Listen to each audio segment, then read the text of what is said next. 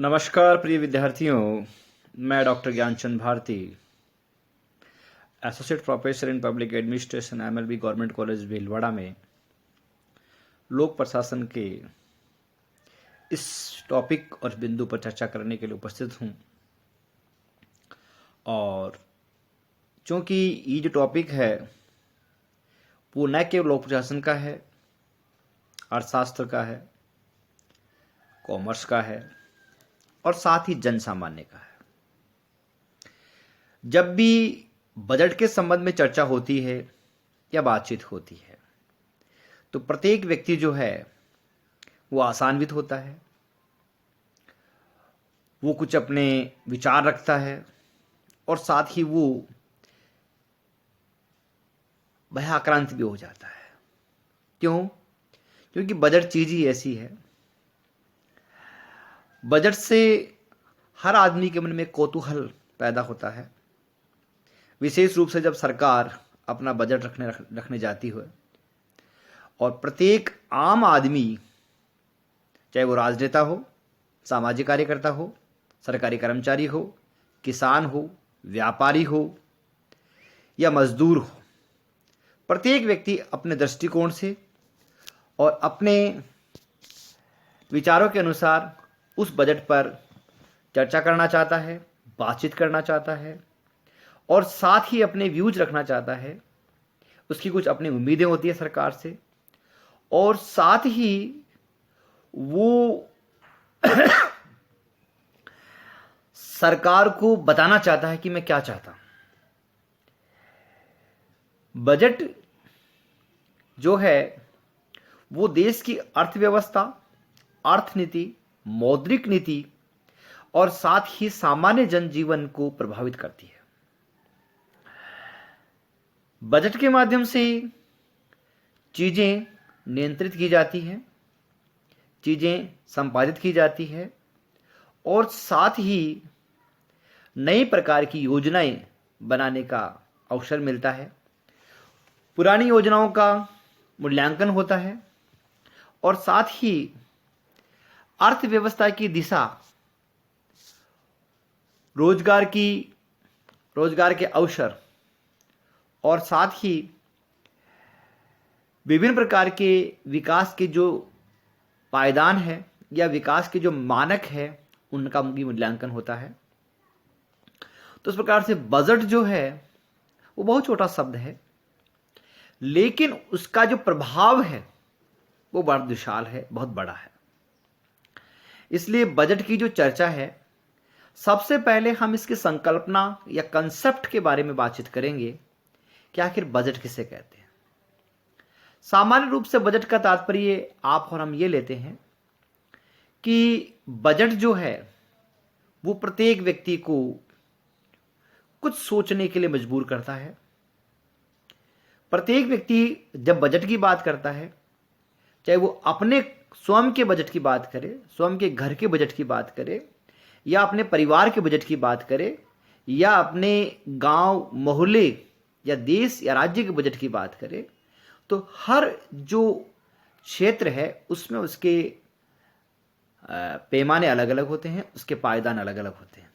जब वो स्वयं के बजट की बात करे तो वो सोचता है कि मेरे पास कितना पैसा आएगा, कितना पैसा जाएगा, मैं किस किस में खर्च करूंगा, ये सामान्य विचार उसके मन में रहता है।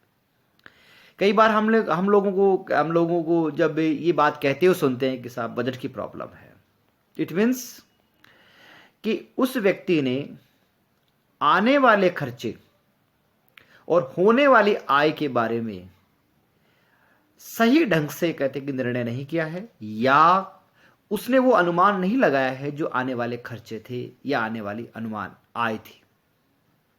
तो इसका तात्पर्य है कि बजट एक प्लानिंग का हिस्सा है, बजट एक योजना का हिस्सा है, बजट एक व्यवस्थित क्रियान्वयन का हिस्सा है। तो सामान्य रूप से कहते हैं कि सब बजट की problem, it means something is missing, planning is missing, some estimated calculations of financial means is disturbed. इसी प्रकार जैसे मान लीजिए हम बात करें कि साहब हमें कुछ शुरू करना है, मकान बनाना है, गाड़ी खरीदना है, then people think, then people plan, and then they execute. Think, plan and execution. तो ये जो हिस्सा है पूरा पेरीफेरी, ये जो पेरीफेरी है जिसमें चीज़ें घूमती है कि हम योजनाएं बनाते हैं, हम उस योजनाओं के अनुसार को एग्जीक्यूट करते हैं, हम एस्टिमेट लगाते हैं, हम उस पर एक पेपर पे उतारते हैं, और पेपर पे उतार करके ये देखते हैं कि साहब क्या चीज़ें संभव हो सकती है, पैसा कहाँ से आएगा, पैसा कहाँ जाएगा, और साथ ही वो ये देखता है कि इस पैसे की उपयोगिता क्या होगी।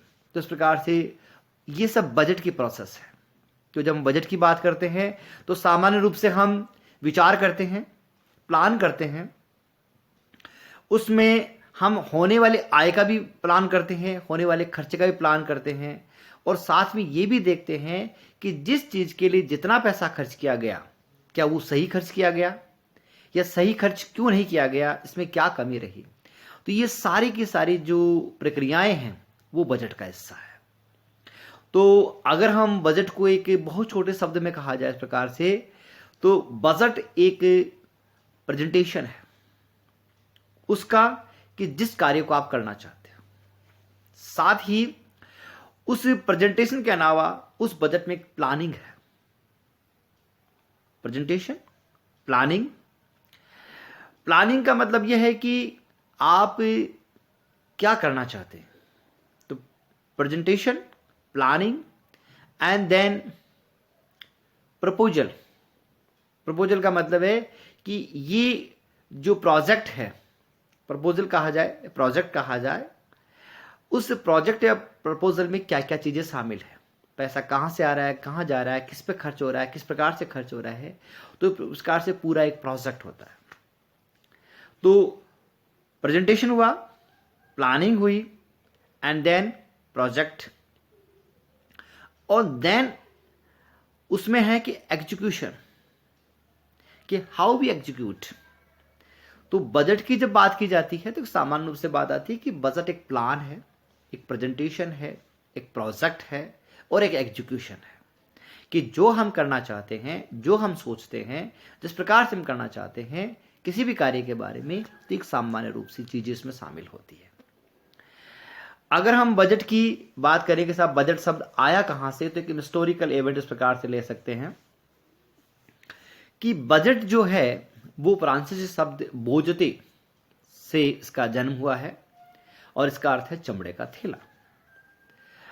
बेसिकली ये जो है वो 1733 में इंग्लैंड की संसद में एक व्यंग्य स्वरूप बोला गया शब्द है कि जब उस समय के वित्त मंत्री और प्रधानमंत्री सर रॉबर्ट वॉलपॉल ने अपनी वित्तीय योजना संसद के सामने प्रस्तुत करने के लिए अपना थैला खोला, क्योंकि उस समय अटैची जो ब्रीफकेसेस नहीं होते थे, चमड़े का थैला उस प्रकार से काम लेते थे।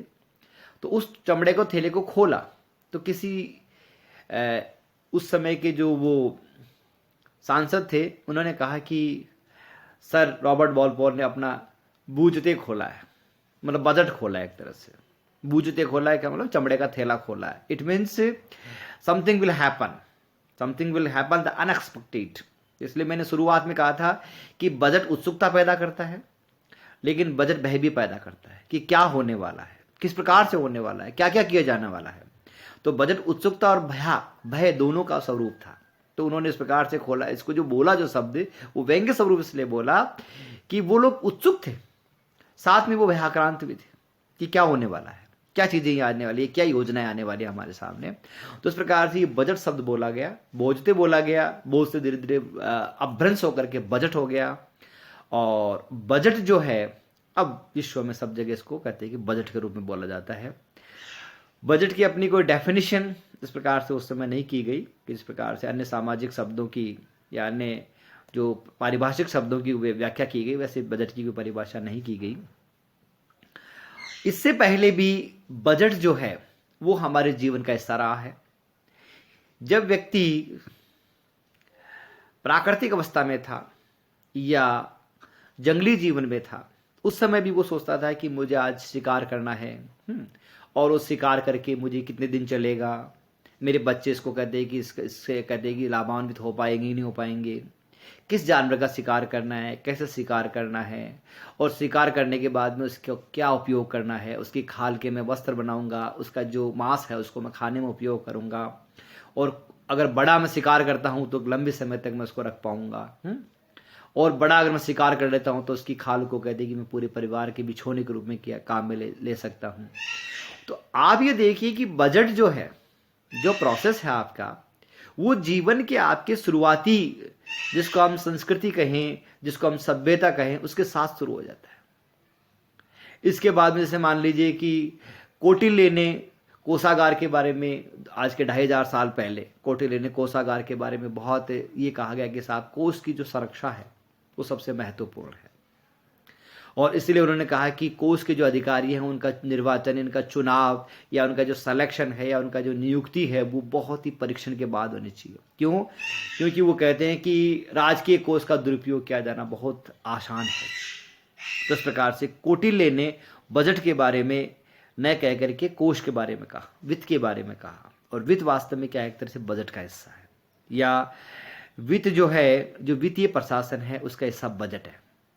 वित्तीय प्रशासन बहुत बड़ा है, हम आगे इस पर चर्चा करेंगे।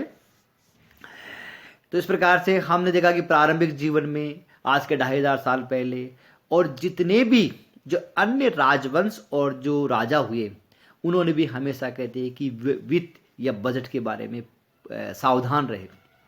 और जो राजतंत्र राजा और सावधान नहीं रहे, उनकी आर्थिक स्थिति खराब हो गई। अगर हम बात करें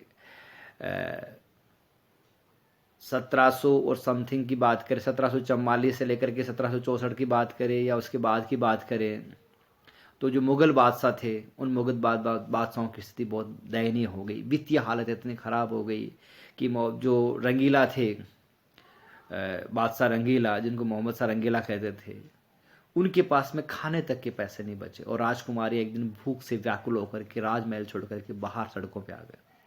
तो आप ये देखिए कि अगर आपने अपने आर्थिक संसाधनों की संकल्पना, उनका अनुमान, उनका एग्जीक्यूशन सही नहीं किया तो स्थितियां बहुत भयावह हो सकती है।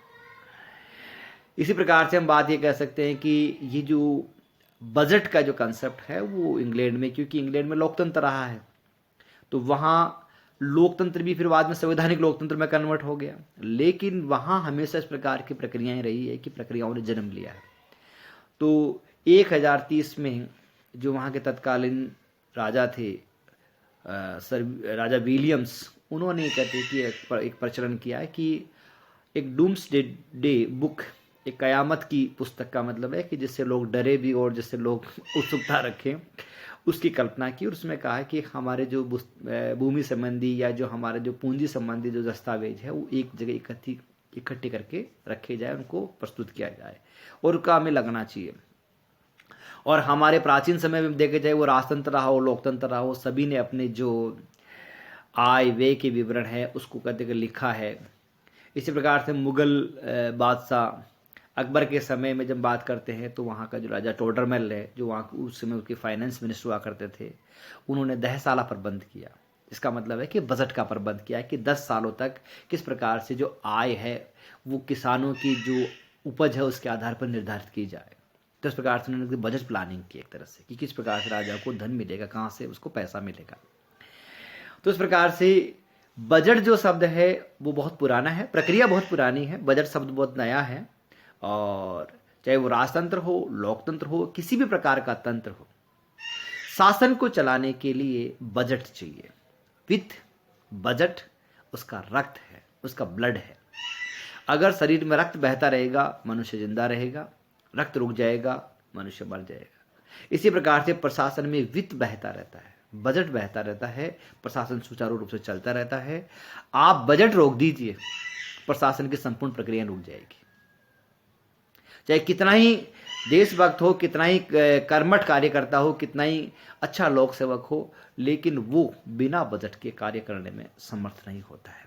तो बजट हमारी प्राथमिक आवश्यकता है। किसी भी कार्य को संपादित करने से पहले उसके बारे में वित्त कहें, बजट कहें, वो प्राथमिक आवश्यकता है। बजट को अनेक लोगों ने परिभाषित करने का प्रयास किया है, जिसमें हम कुछ परिभाषाओं की बातचीत करते हैं।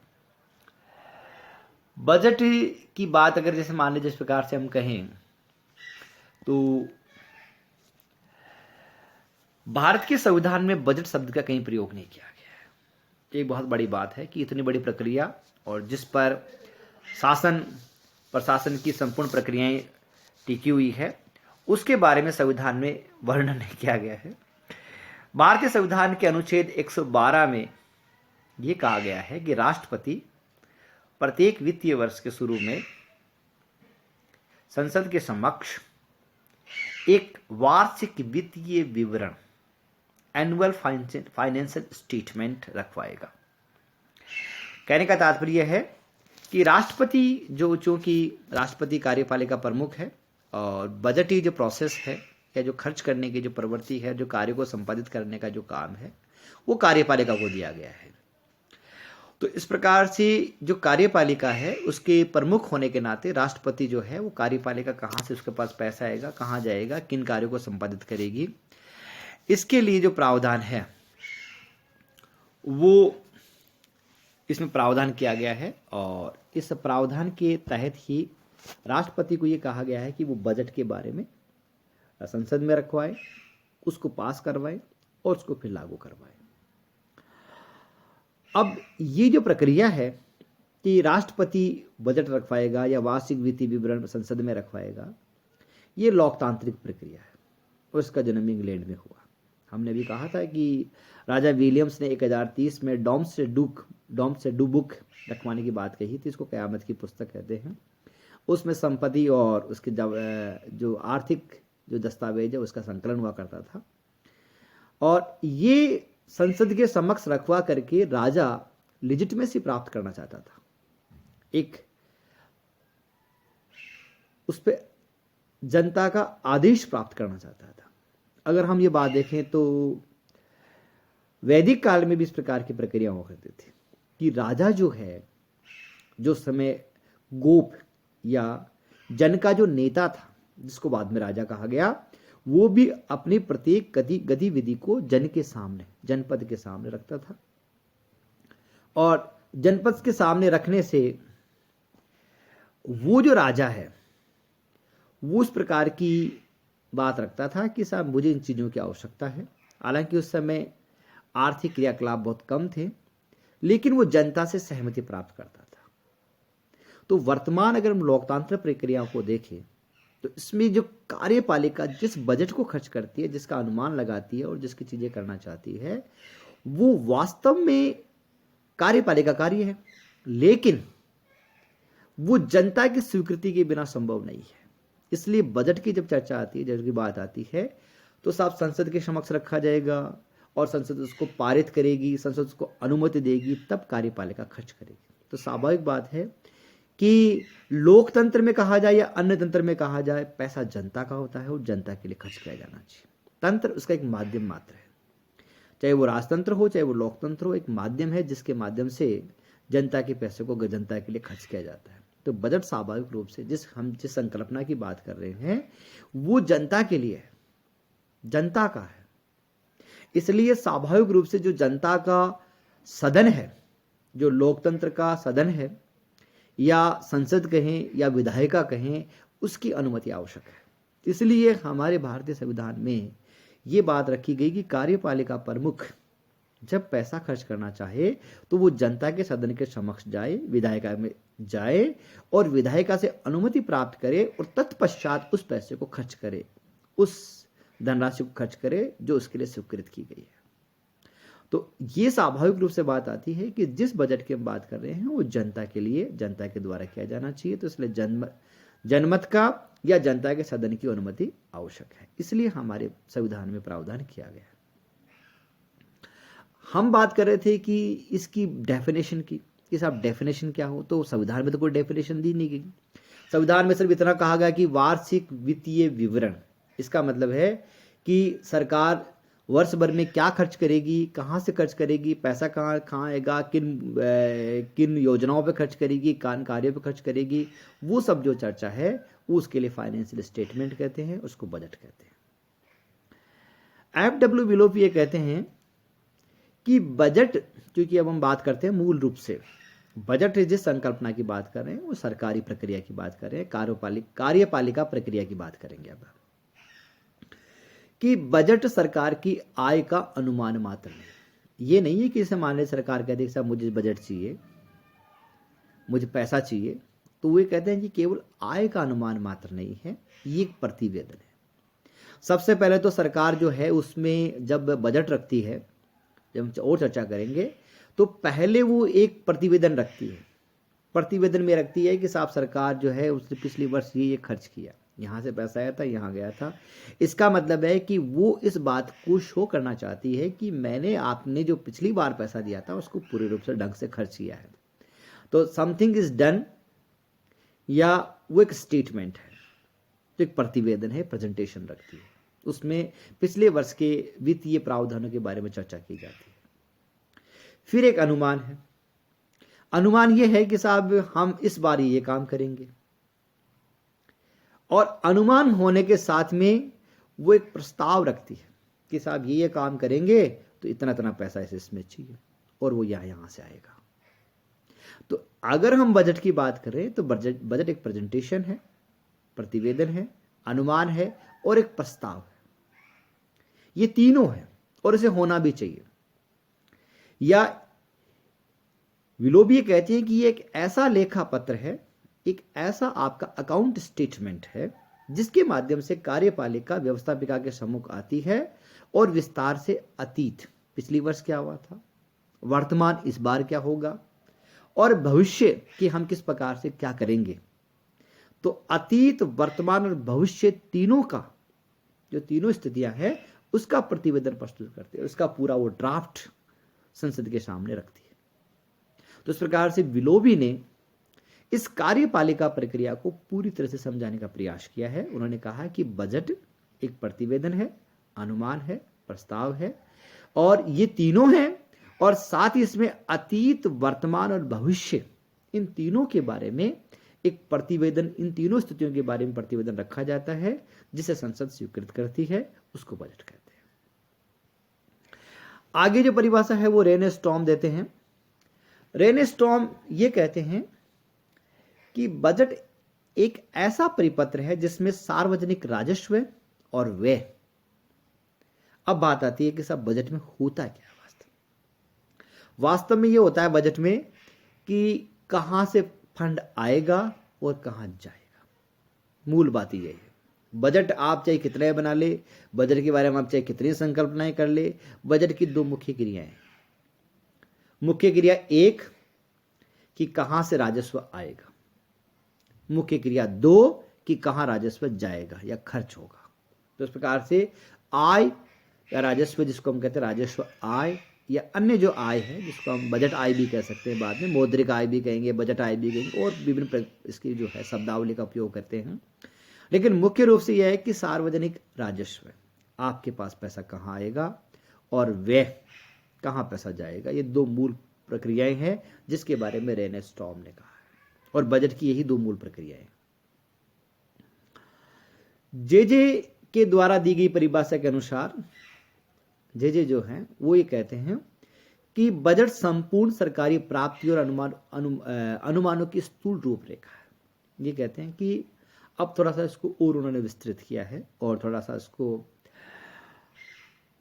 पारिभाषिक शब्दों में उसको उन्होंने उतारा है। इस परिभाषा को वो ये कहा है कि संपूर्ण सरकारी प्राप्तियों, चाहे वो किसी प्रकार की हो, वह जो पूंजीगत प्राप्तियां हो, राजस्व प्राप्तियां हो, मौद्रिक प्राप्तियां हो या अमौद्रिक प्राप्तियां हो, अलग प्रकार की प्राप्तियां, सब अलग अलग प्रकार की।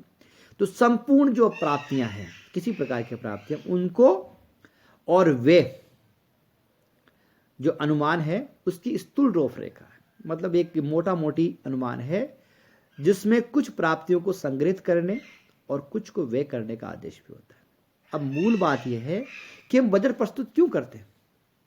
हम बजट इसलिए प्रस्तुत करते हैं कि हम बजट प्रस्तुत करके एक लिजिटमेसी, एक आदेश प्राप्त करना चाहते हैं विधायिका का कि सरकार ये चीजें खर्च करेगी, सरकार यहां से पैसा उगाएगी। कहने का तात्पर्य है कि सरकार पैसा उगाएगी, वो शुल्क के रूप में होगा, टैक्सेस के रूप में होगा, या जो अन्य प्रकार की अनुज्ञप्तियां लाइसेंस होता है उसका होगा, है वो प्रोसेस फीस होगा, लाइसेंस फीस होगी, वो टैक्स होगा, वो शुल्क होगा, वो जुर्माना होगा, क्या होगा, वो सब चीजें हैं ना, वो उसमें होता है। साथ ही जो खर्च करते हैं वो किन पे खर्च किया जाएगा उसका। तो इस प्रकार से जे द्वारा दी गई प्राप्तियां कहती है कि बजट एक तरह से लेजिटिमेट ऑर्डर है विधायिका का, जो कार्यपालिका को दिया जाता है, और कार्यपालिका उसके अनुसार रुपए भी इकट्ठा करती है और खर्च भी करती है। तो इस प्रकार से ये एक वैधानिक प्रक्रिया है, उस वैधानिक प्रक्रिया को किसी विधान के द्वारा, वैसे भी हम बात करते हैं कि बजट की जब चर्चा की जाती है तो आर्टिकल 265 ये कहता है कि विधि के प्राधिकार के बिना न तो कोई कर लगाया जा सकता है और न ही कोई कर उगाया जा सकता है। तो सामान्य रूप से बात आती है कि हम ये सब क्यों करते हैं प्रक्रिया, क्यों हम विधायिका में जाते हैं, क्यों सब इतना प्रेजेंटेशन करते हैं, सरकार को बताते हैं और वो प्रकार से उसको बाद में विधायिका उसको अनुमोदित करती है। तो कहने का तात्पर्य है कि बजट जो है वो किसी व्यक्ति, किसी मंत्री, प्रधानमंत्री या राष्ट्रपति की इच्छा अनुसार काम नहीं करता है, बल्कि ये एक विधायी प्रक्रिया है, एक लेजिटिमेट ऑर्डर है जिसको विधायिका देती है। उस लेजिटिमेट ऑर्डर को, उस वैधानिक आदेश को, जिसके अनुसार पैसा भी इकट्ठा किया जाएगा, खर्च किया जाएगा, ताकि प्रत्येक व्यक्ति, जो प्रत्येक नागरिक है, जब उसके सामने बजट की बात आए, जब उस पर टैक्सेशन की बात आए, तो वो सवाल नहीं खड़ा करे, वो सामान्य रूप से ये कहे कि नहीं हाँ साहब ये कानूनी आदेश है तो मुझे इसका पालन करना, क्योंकि कानून को सबसे ऊपर माना गया है। इसलिए बजट एक कानूनी प्रक्रिया के तहत, बजट को एक वैधानिक प्रक्रिया बनाने के लिए हम विधायिका में जाते हैं और ये प्रक्रिया करते हैं।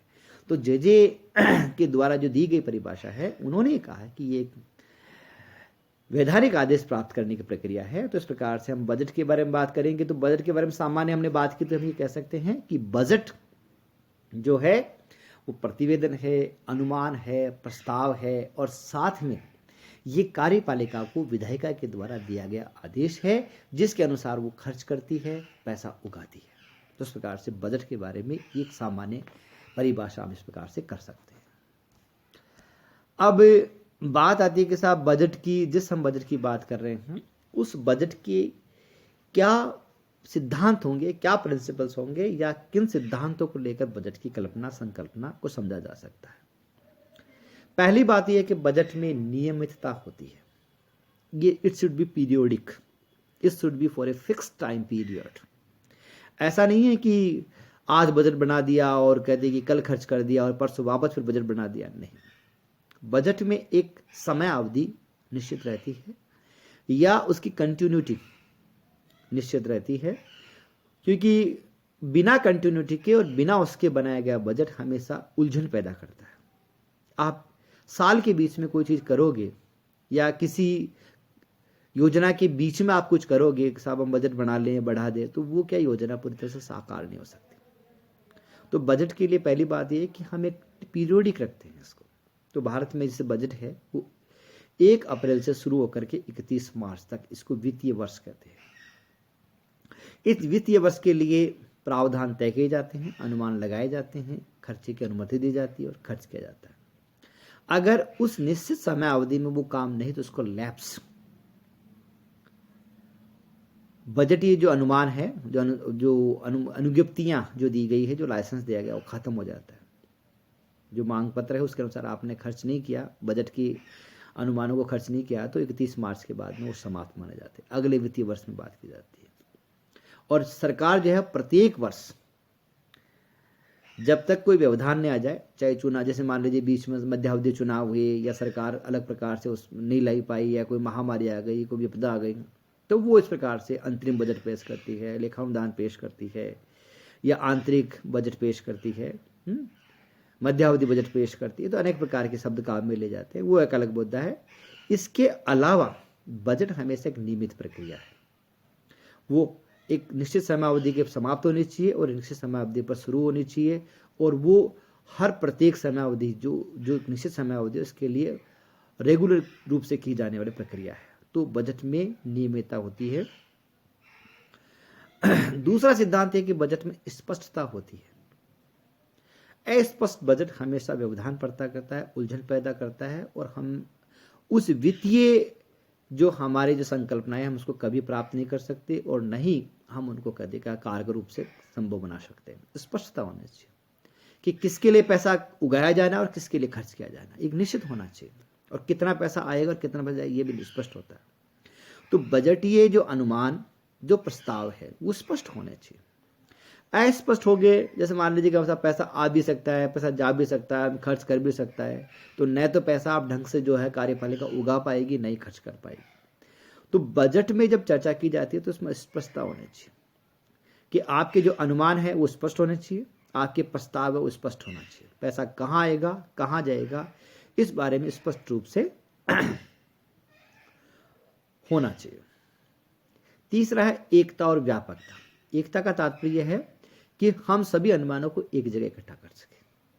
ऐसा नहीं है कि अलग अलग जो बजट है उसके लिए अलग अलग चीज़ों के लिए अलग अलग प्रकार से बजट फैलाया जाए और उसको अलग अलग रूप से रखा जाए। भारत में भी एकता और व्यापकता दोनों सिद्धांतों का प्रयोग किया गया है। बजट पहले कार्यालय स्तर पर तैयार होता है, फिर विभागीय स्तर पर तैयार होता है, फिर राज्य स्तर पर तैयार होता है, और राज्य स्तर के बाद में फिर कहते हैं कि केंद्र स्तर पर तैयार होता है। सभी का अपना अपना बजट होता है, लेकिन वो सब जाकर के आम बजट में शामिल हो जाते हैं।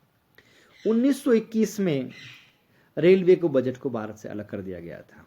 कि रेलवे का बजट जो है एक बहुत बड़ा संस्थान है जिसमें लाखों लोग, लगभग 16-17 लाख कर्मचारी उसमें कहते हैं कि पदस्थापित और कार्य करते हैं, तो इसके लिए अलग बजट होना चाहिए ताकि उसमें स्वायत्तता भी आए और साथ में वो अपने जो बजटीय प्रावधान है उसको अधिक कारगर ढंग से उपयोग ले सके, काम कर सके।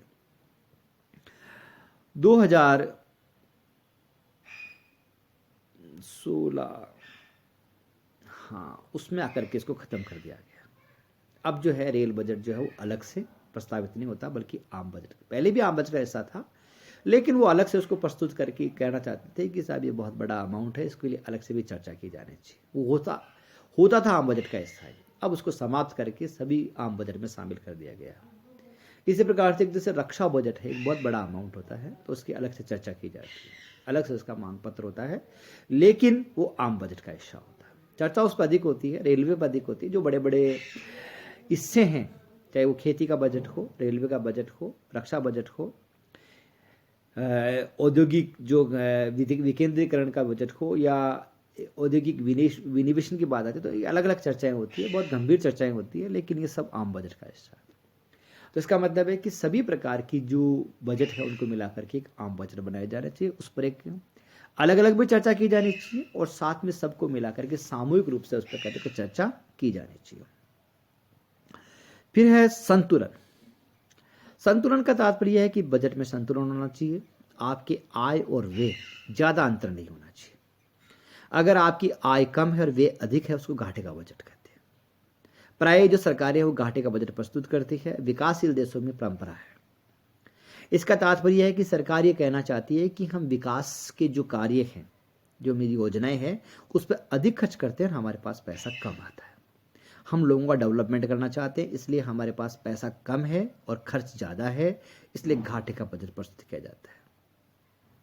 बहुत सारे ऐसे विकसित देश हैं, उनमें आधिक्य का एक्सेस बजट पेश किया जाता है कि वो कहते हैं कि सब हमारा खर्चा कम हो और हमारे पास में आय अधिक है, तो वहाँ भी हो।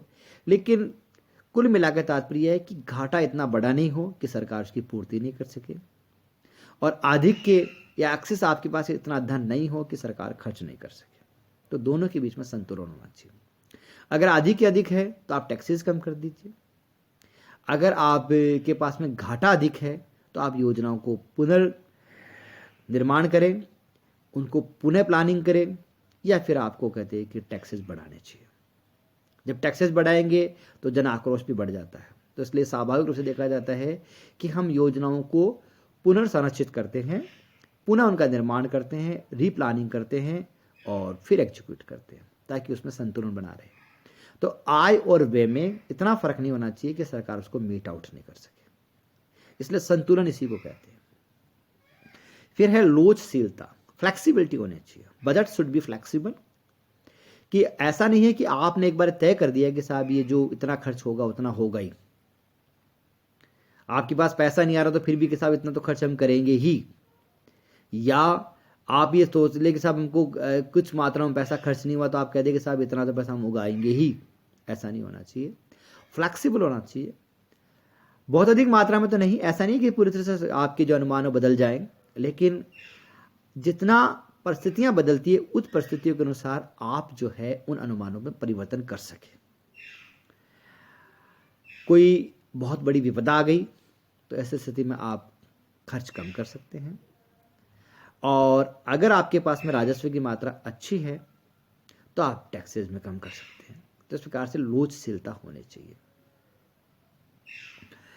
फिर एक इसका मुख्य सिद्धांत है कि प्रभावशीलता है वो नियतकालिक होनी चाहिए, पीरियडिक होनी चाहिए। कि बजट शुड बी, जैसे हमने कहा था कि नियमितता में जब बात है तो ये स्वाभाविक रूप से बात है कि बजट एक निश्चित समय अवधि के लिए बनाया जाना चाहिए और उसमें समय अवधि में खर्च भी किया जाना चाहिए। इसका तात्पर्य है कि प्रत्येक व्यक्ति को मालूम होना चाहिए कि इसकी शुरुआत कहाँ है और अंत कहाँ है। वित्तीय वर्ष की शुरुआत और अंत के बारे में उसमें काम करने वाले कार्मिकों, अधिकारियों, कर्मचारियों, लोगों को पता होना चाहिए कि बजट कब शुरू होगा, कब खत्म होगा और कितना खर्च करना है। तो इसका मतलब है कि वो उस समयावधि में प्रभावशीलता उसकी रहनी चाहिए। हम उसके पहले अनुमान लगाना चाहिए कि साहब बजट में सब चीज़ें होगी, इस प्रकार से करेंगे, हैं, तो भी नहीं हो सकता। और हम बाद में उसका कहते हैं कि सांप निकल गया, उसकी लकीर पीटने का काम करेंगे, साहब ये नहीं कर पाए, वो नहीं कर पाए। तो प्रत्येक व्यक्ति को पता होना चाहिए कि इसकी प्रभावशीलता उसकी निश्चित समयावधि में रहती है, तो उसका उपयोग किया जाना चाहिए। उस समय प्रभावी रूप से बजट का क्रियान्वयन होना चाहिए।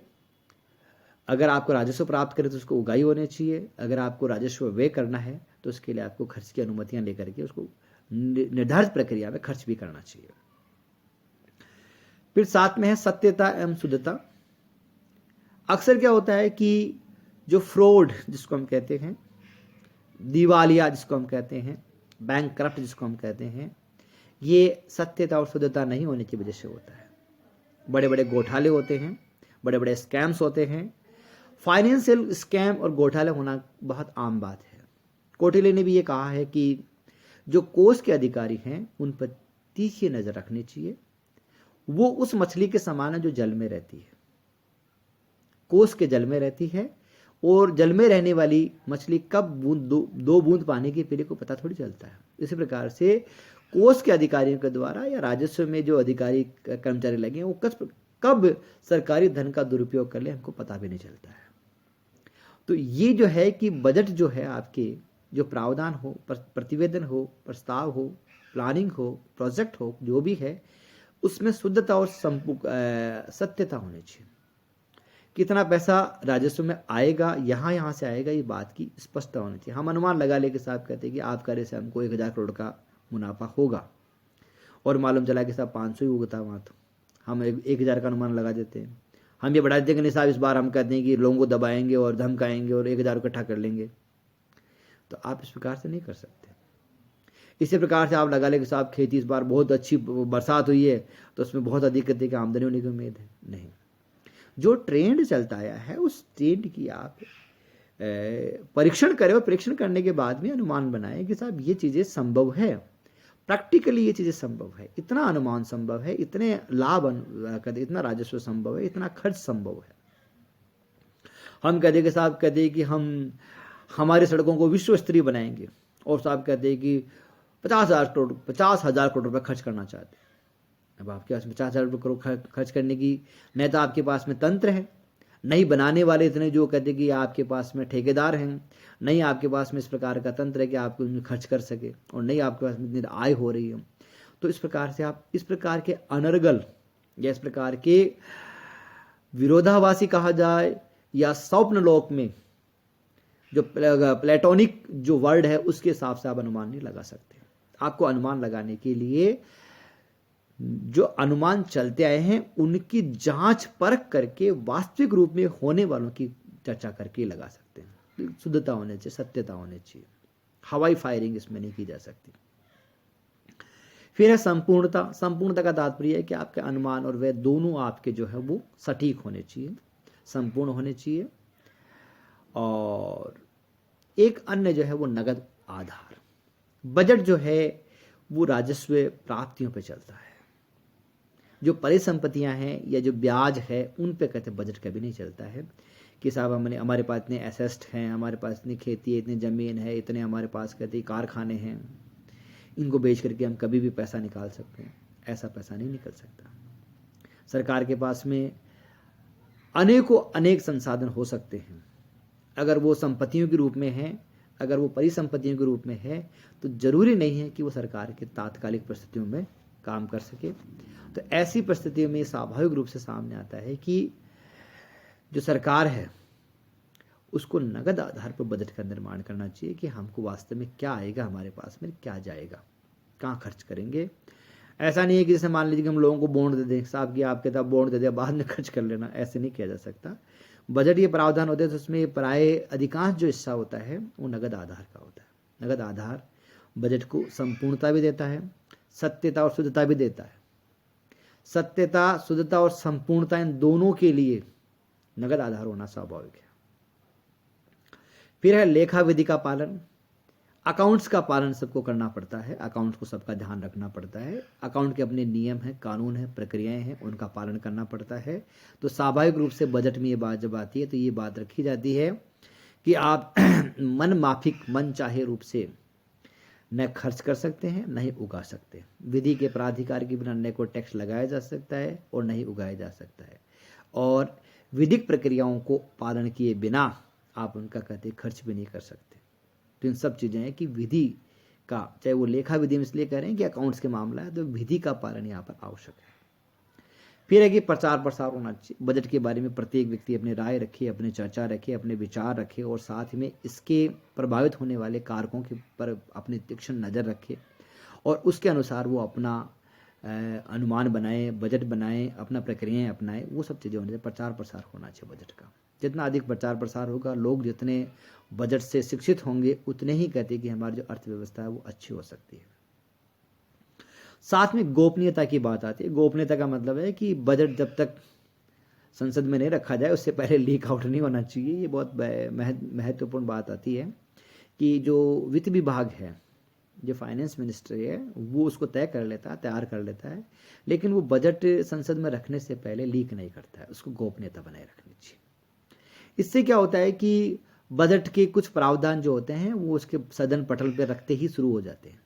तो इस कारण से काला बाजारी हो सकती है, ब्लैक मार्केटिंग हो सकती है, या बहुत सारे लोग स्टॉक कर सकते हैं। बहुत सारे लोग अपने सामान को कहते हैं कि औने पौने दामों में बेच सकते हैं। बाजार में एक उथल पुथल का माहौल ना बने। शेयर मार्केट में अचानक कहते हैं कि वो जो सेंसेक्स है वो कहीं ऊपर ना चला जाए, इतना ऊपर कि साहब कदर लोगों को जो है ना, कुछ लोगों को इतना लाभ हो जाए कि उसका अनुमान उन्होंने नहीं किया और कुछ लोगों को इतना घाटा हो जाए कि उनको अनुमान नहीं किया हो। तो इस प्रकार से गोपनीयता बनाए रखनी चाहिए। वो तब गोपनीयता का तात्पर्य है कि बजट जो है वो एक निश्चित समयावधि, उस समयावधि से पहले कहते उसकी घोषणा भी नहीं होनी चाहिए और लोगों को पता भी नहीं चलना चाहिए। तो इस प्रकार से बजट जो है वो एक प्रकार की प्रक्रिया है जिसमें गोपनीयता का प्रावधान है। तो अब हम अगर इसे बजट की बात करें या उसके मूल, उसके शब्दों की बात करें, तो यह है कि बजट जो है संभावित आय का अनुमान लगाते हैं, प्रस्तावित खर्चों का वर्णन करते हैं, सरकार की वित्तीय नीति का व्याख्यान करता है, सरकार की योजनाओं की जानकारी देता है, सरकार की कार्यशैली, चिंतन, नीति और उसकी परिपक्वता का ये परिचायक है, उसको प्रस्तुत करता है। तो इस प्रकार से हम कह सकते हैं कि बजट न केवल एक वित्तीय प्रोसेस है, वित्तीय प्रक्रिया है, बल्कि ये उस सरकार की कहते हैं कि चिंतन, मनन, शैली, कार्यविधि, इन सब का परीक्षण है। तो बजट एक संकल्पना है जिससे प्रत्येक आम जन प्रभावित होता है। सरकारी अधिकारी हो, कर्मचारी हो, राजनेता हो, राजनीतिक पार्टियां हों, खेतीहर हो, व्यापारी हो, मजदूर हो, सभी से प्रभावित होते हैं। सभी इसकी ओर उत्सुकता की तरफ देखते हैं, सभी उससे भयाक्रांत रहते हैं। तो इस प्रकार से बजट वो प्रोसेस है जो व्यक्ति को अपने सामाजिक जीवन को बेहतर किस प्रकार से बनाया जा सके, किस प्रकार से वो अपने कार्य को संपादित करें कि वो अच्छा जीवन जी सके, एक सुसभ्य नागरिक के रूप में अपनी प्रक्रियाओं को पूरा कर सके। इस प्रकार से बजट जो है वो न केवल एक वित्तीय प्रक्रिया है बल्कि हमारे जन जीवन से जुड़ी हुई महत्वपूर्ण प्रोसेस है, प्रक्रिया है, जिस पे हम सबको कहते हैं कि तीक्ष्ण नज़र भी रखनी चाहिए, विचार भी व्यक्त करने चाहिए, शिक्षित भी होना चाहिए, उसमें योगदान भी देना चाहिए। जय हिंद, जय भारत।